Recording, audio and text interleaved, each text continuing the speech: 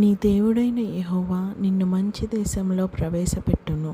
ద్వితీయోపదేశ కాండము 8:7. పరలోకమందున్న మా తండ్రి, నీ నామం పరిశుద్ధపరచబడును గాక.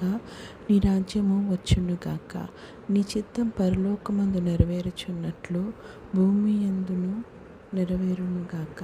మా అనుదిన ఆహారం నేడు మాకు దయచేయము. ఇతరులు మా ఎడల చేసిన పాపములను మేము క్షమించిన ప్రకారము మా పాపములను క్షమించుము.